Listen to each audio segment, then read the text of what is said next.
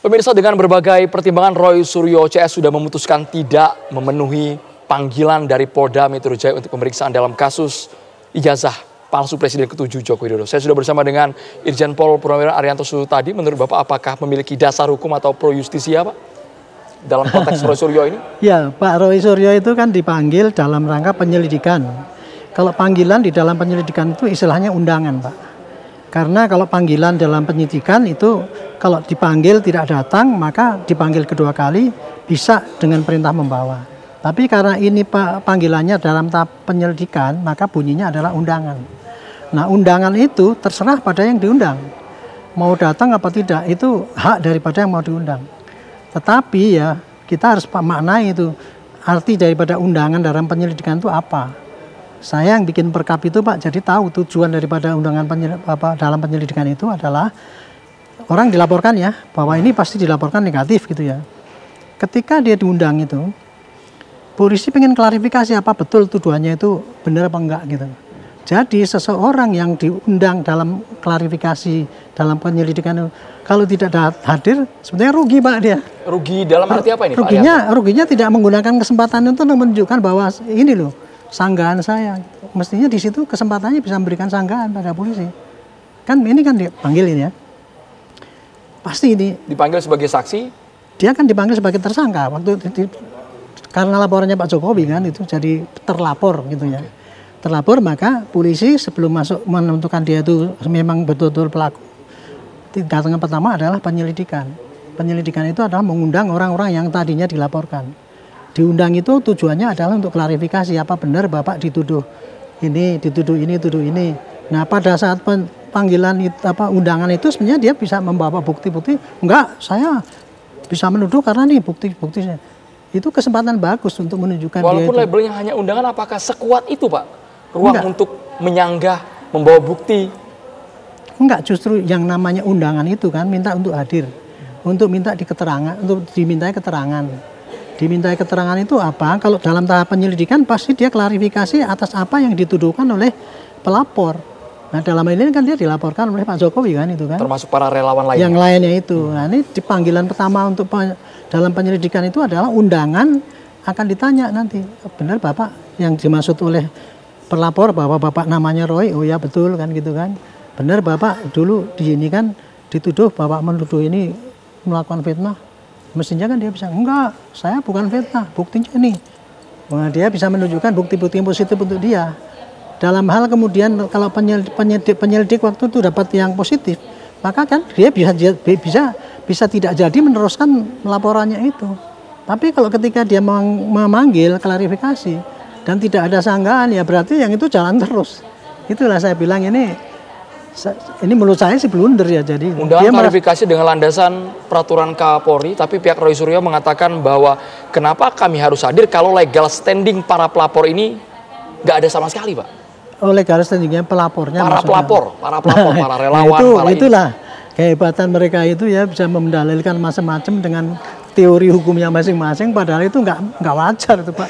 Legal standing kok disampaikan oleh orang untuk mengatakan legal standing daripada pelapor nggak ada. Ya nggak mungkin dong, Pak. Pelapor kan melaporkan itu kan sudah ada bukti awal. Disampaikan pada penyidik. Kalau penyidik itu menilai bahwa itu laporannya bukan berbukti, dia nggak akan diterima laporan itu, Pak. LP itu.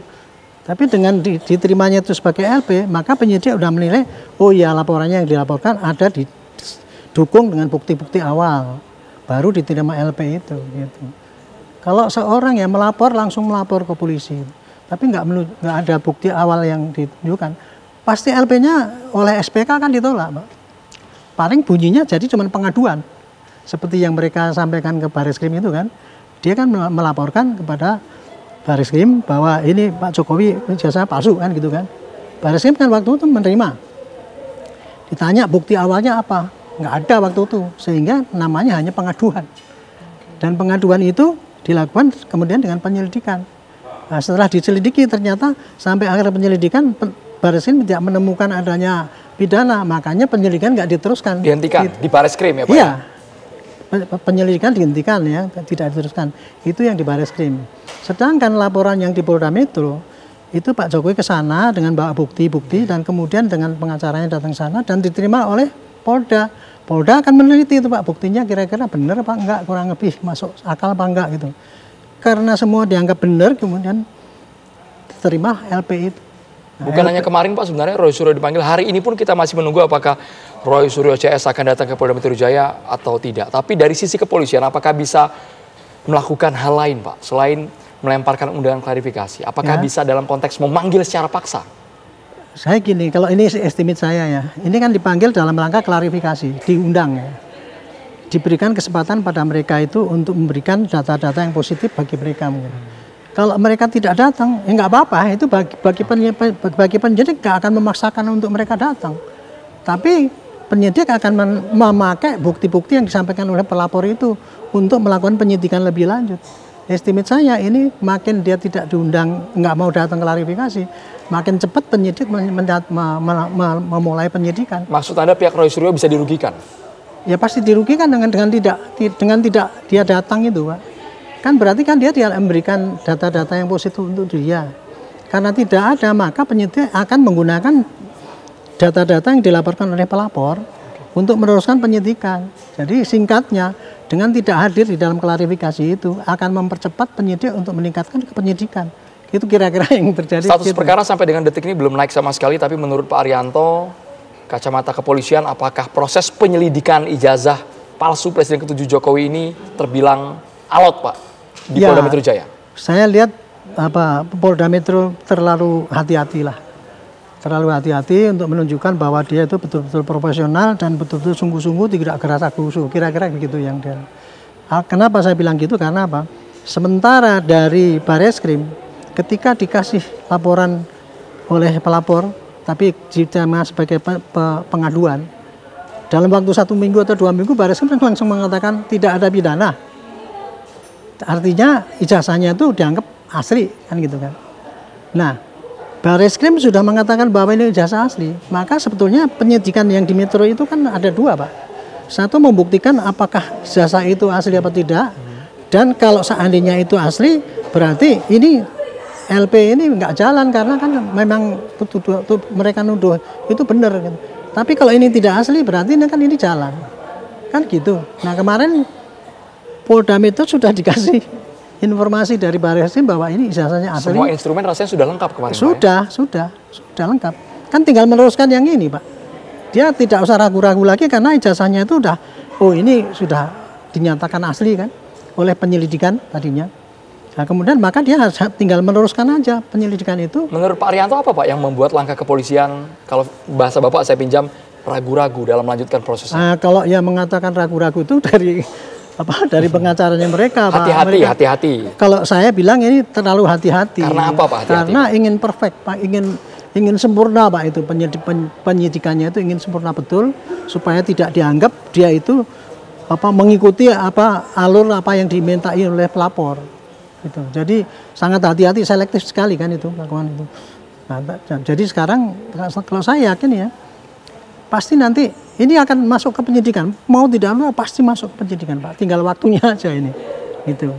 Jadi sudah walaupun lama ya, saya anggap itu sangat hati-hati, tapi saya memastikan pasti. Mungkinkah potensinya berbeda jauh dengan hasil yang di Bareskrim Pak? Karena dari pihak Roy Suryo mengatakan mereka menyiapkan novum, bukti baru. Ya gitu, ya. Kalau dari pengamatan saya sih nggak itu ya, nggak belain sana, nggak belain sini. Itu haknya daripada Pak Roy Suryo itu kan menguatkan ya bahwa ini jasa palsu dengan bukti-bukti yang baru. Ya, itu. Mestinya itu ya, bukti-bukti yang baru ini kan kemarin mau disampaikan di dalam gelar yang diundang, gelar pura ya. Dia mau sampaikan gitu. Nah ini mereka dengan diundang klarifikasi untuk yang di sana itu kan dia klarifikasinya adalah apakah dia nanti memang betul sebagai terlapor orang yang melakukan ujaran kebencian kan gitu kan. Mestinya bukti-bukti baru ini Pak dibawa ketika klarifikasi ini sampaikan nih loh Pak. Udah saya punya bukti bahwa dia itu ijazahnya palsu. Ini saya kasihkan. Itu mestinya kesempatan itu diberikan pada undangan klarifikasi ini Pak. Itulah yang saya bilang ini waduh nih kasihan ini orang ini menganggap dirinya hebat ya. Sebetulnya blunder gitu. Ya blunder dong. Kesempatan baik dia untuk mengajukan bukti-bukti yang positif bahwa Pak Jokowi itu palsu. Karena ini kan temuan baru nih. dulu ketika dilaporkan di Polda Metro itu kan belum ada teori pasar pramuka, belum ada teori KKN dan sebagainya, kan nggak ada bukti-bukti yang situ. Nah kemarin ketika dia dipanggil, apakah itu melakukan ujaran kebencian, dia tunjukkan ini loh Pak, bahwa ini palsu. Jadi dia bisa mengalurir bukti-bukti yang oleh Barreskrim.